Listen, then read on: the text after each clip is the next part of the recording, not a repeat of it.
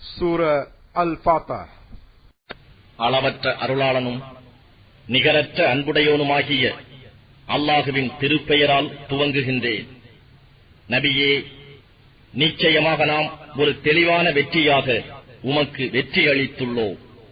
உமக்காக உம்முடைய முந்திய தவறுகளையும் பிந்தியவற்றையும் அல்லாஹ் மன்னித்து உமக்காக தனது அருட்கொடையையும் பூர்த்தி செய்து உம்மை நேரான வழியில் நடத்துவதற்காகவும், மேலும் அல்லாஹ் ஒரு வலிமைமிக்க உதவியாக உமக்கு உதவியை செய்வதற்காகவும் தெளிவான இவ்வெற்றியை அவன் அளித்தான்.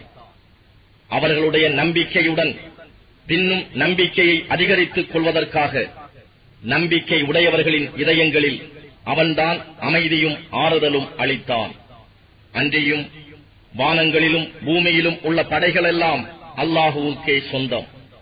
மேலும் அல்லாஹ் நன்கறிந்தவன், ஞானம் மிக்கோன்.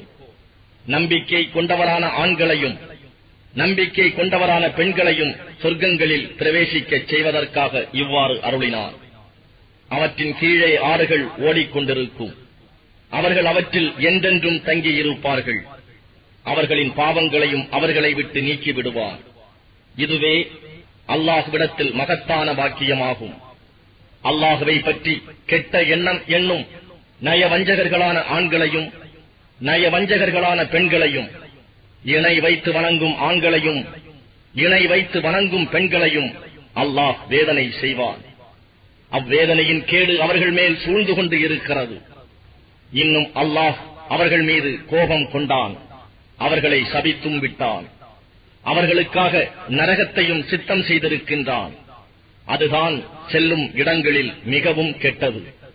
அன்றியும் வானங்களிலும் பூமியிலும் உள்ள படைகளெல்லாம் அல்லாஹுவுக்கு சொந்தம். மேலும் அல்லாஹ் யாவரையும் மிகைத்தவன், ஞானம் மிக்கோன்.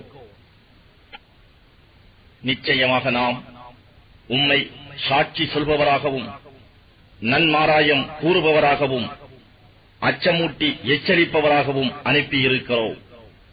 ஆகவே நம்பிக்கை கொண்டவர்களே, நீங்கள் அல்லாஹுவின் மீதும் அவனுடைய தூதர் மீதும் நம்பிக்கை கொண்டு அவனுக்கு சன்மார்க்கத்தில் உதவி அவனை சங்கை செய்து காலையிலும் மாலையிலும் அவனை துதி செய்து வருவதற்காகவே தூதரை அனுப்பினோம். நிச்சயமாக எவர்கள் உம்மிடம் வாக்குறுதி செய்கிறார்களோ அவர்கள் அல்லாஹுவிடமே வாக்குறுதி செய்கின்றனர்.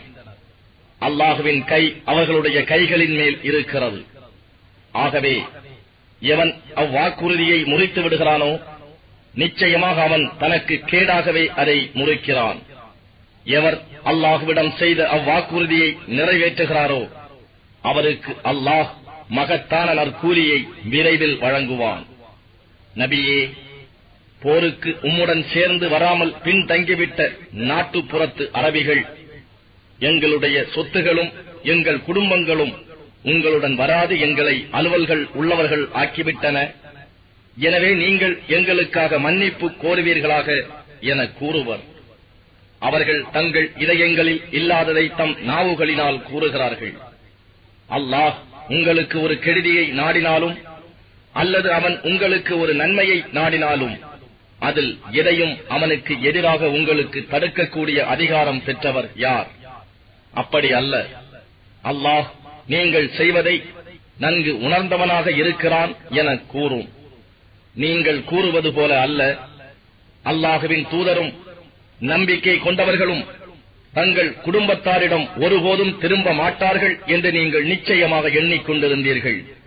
இதுவே உங்கள் இதயங்களில் அழகாக்கப்பட்டது. ஆதலால் நீங்கள் ஒரு கெட்ட எண்ணத்தை எண்ணிக்கொண்டிருந்தீர்கள். அதனால் நீங்கள் நாசமடையும் சமூகத்தினர்கள் ஆகிவிட்டீர்கள்.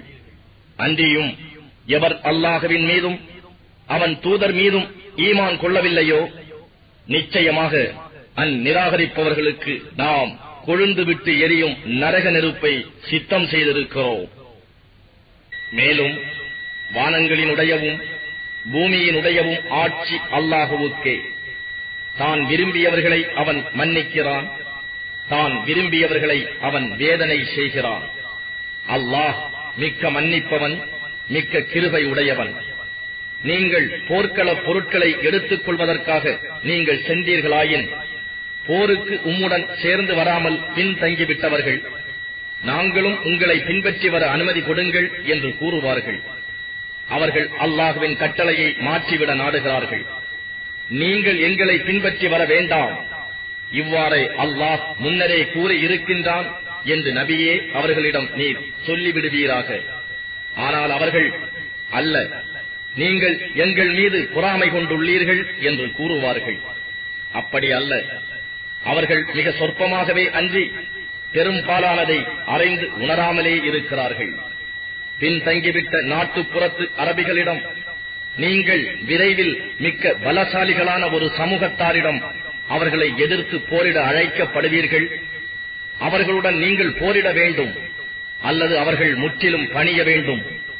அப்போது நீங்கள் எனக்கு வழிபட்டு நடத்தீர்களானால் அல்லாஹ் உங்களுக்கு அழகிய நற்கூலியை கொடுப்பான்.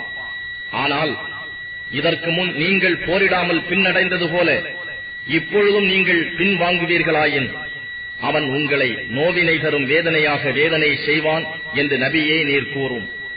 ஆயினும் போருக்கு செல்லாதது பற்றி அந்தகர் மீதும் குற்றம் இல்லை, முடவர் மீதும் குற்றம் இல்லை, நோயாளி மீதும் குற்றம் இல்லை. அன்றியும் எவர் அல்லாஹுவுக்கும் அவருடைய தூதருக்கும் வழிபடுகிறாரோ அவரை அல்லாஹ் சொர்க்கங்களில் பிரவேசிக்கச் செய்வான். அவற்றின் கீழே ஆறுகள் ஓடிக்கொண்டிருக்கும். ஆனால் எவன் பின்வாங்குகின்றானோ அவனை அல்லாஹ் நோவினை தரும் வேதனையாக வேதனை செய்வான். நம்பிக்கை கொண்டவர்கள் அந்த மரத்தடியில் உம்மிடம் வாக்குறுதி செய்தபோது மெய்யாகவே அல்லாஹ் அவர்களை பொருந்தி ஏற்றுக்கொண்டான். அவர்களுடைய இதயங்களில் இருப்பதை அவன் அறிந்து அவர்கள் மீது சாந்தியையும் அமைதியையும் இறக்கி அருளி அவர்களுக்கு அண்மையில் வெற்றியையும் அளித்தான். இன்னும் ஏராளமான போர் பொருட்களையும் அவர்கள் கைப்பற்றும்படி செய்தான். அல்லாஹ் யாவரையும் மிகைப்பவனாகவும் ஞானம் மிக்கோனாகவும் இருக்கின்றான். ஏராளமான போர் பொருட்களை அல்லாஹ் உங்களுக்கு வாக்களிக்கிறான். அவற்றை நீங்கள் கைப்பற்றுவீர்கள். இதை உங்களுக்கு துரிதமாக கொடுத்து மனிதர்களின் கைகளையும் உங்களை விட்டும் தடுத்துக் கொண்டான். இதை நம்பிக்கை கொண்டவர்களுக்கு ஓர் அத்தாட்சியாக இருப்பதற்காகவும் உங்களை நேர்வழியில் செலுத்துவதற்காகவும் இவ்வாறு அருள் புரிந்தான். உங்களுக்கு இன்னும் பிற வெற்றிகளும் இருக்கின்றன. அவற்றுக்கு நீங்கள் இன்னும் சக்தி பெறவில்லை. ஆயினும் அல்லாஹ் அவற்றை திட்டமாக சூழ்ந்து அறிந்திருக்கின்றான்.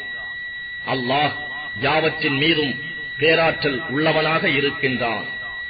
நிராகரிப்பவர்கள் உங்களுடன் போர் செய்திருப்பார்களாயின் அவர்கள் புறங்காட்டி பின்வாங்கி இருப்பார்கள்.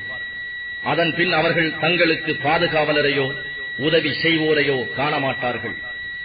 இவ்வாறு செய்வதே அல்லாஹுடைய சுன்னத் நடைமுறை ஆகும். இதற்கு முன்பும் இவ்வாறே நடந்திருக்கிறது. ஆகவே அல்லாஹுடைய நடைமுறையில் நீர் எவ்வித மாறுதலையும் காணமாட்டீர். இன்னும் அவன்தான் உங்களுக்கு அவர்கள் மீது வெற்றி அளித்த பிறகு மக்காவினுள் அவர்களுடைய கைகளை உங்களை விட்டும் உங்கள் கைகளை அவர்களை விட்டும் அவனே தடுத்துக் கொண்டான்.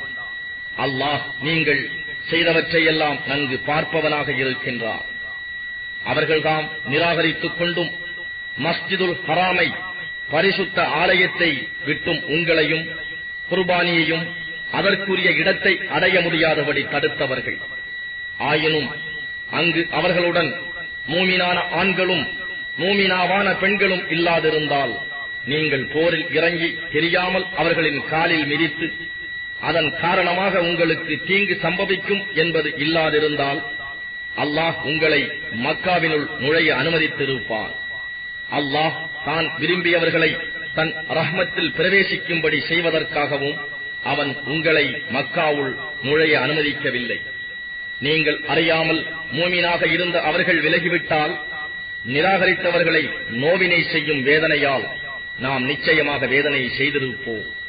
காபிராக நிராகரித்துக் கொண்டிருந்தார்களே, அவர்கள் வைராக்கியத்தை அஞ்ஞானகால வைராக்கியத்தை உண்டாக்கிக் கொண்ட சமயம் அல்லாஹ் தன் தூதர் மீதும் மோமீன்கள் மீதும் தன் அமைதியை இறக்கி அருள் செய்து அவர்களுக்கு பயபக்தி ஊட்டும் தக்வாவுடைய வாக்கியத்தின் மீதும் அவர்களை நிலை பெறச் செய்தான்.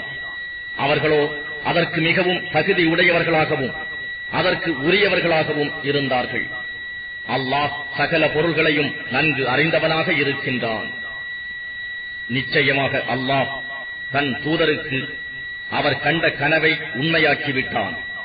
அல்லாஹ் விரும்பினால் நிச்சயமாக நீங்கள் மஸ்ஜிதுல் ஹராமில் அச்சம் தீர்ந்தவர்களாகவும் உங்களுடைய தலைகளை சிரைத்துக் கொண்டவர்களாகவும் உரோமம் கத்தரித்துக் கொண்டவர்களாகவும் நுழைவீர்கள். அப்போதும் எவருக்கும் நீங்கள் பயப்பட மாட்டீர்கள். ஆகவே நீங்கள் அறியாதிருப்பதை அவன் அறிகிறான். அதன் பின்னர் இதனை அன்றி நெருங்கிய ஒரு வெற்றியையும் உங்களுக்கு ஆக்கிக் கொடுத்தான். அவனே தன் தூதரை நேரான வழியைக் கொண்டும் சத்திய மார்க்கத்தை கொண்டு அனுப்பி அருளினான். சகல மார்க்கங்களையும் விட அது மேம்பாடு அடைவதற்காக இதற்கு அல்லாஹ் சாட்சியாக இருப்பதே போதுமானது. முஹம்மது ஸல்லல்லாஹு அலைஹி வஸல்லம் அல்லாஹுவின் தூதராக இருக்கின்றார்.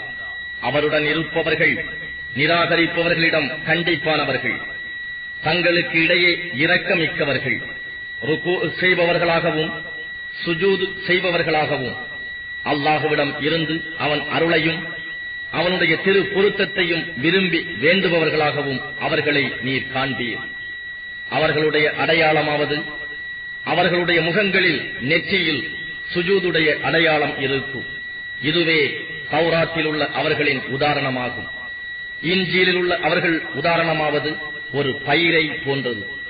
அது தன் முளையை கிளப்பிய பின் அதை பலப்படுத்துகிறது. பின்னர் அது பருத்து கனமாகி பிறகு விவசாயிகளை மகிழ்வடையச் செய்யும் விதத்தில் அது தன் அடித்தண்டின் மீது நிமிர்ந்து செவ்வையாக நிற்கிறது. இவற்றை கொண்டு நிராகரிப்பவர்களை அவன் கோபமூட்டுகிறான். ஆனால் அவர்களில் எவர்கள் ஈமான் கொண்டு சாலிகான நல்ல அமல்கள் செய்கிறார்களோ அவர்களுக்கு அல்லாஹ் மன்னிப்பையும் மகத்தான கூலியையும் வாக்களிக்கின்றான்.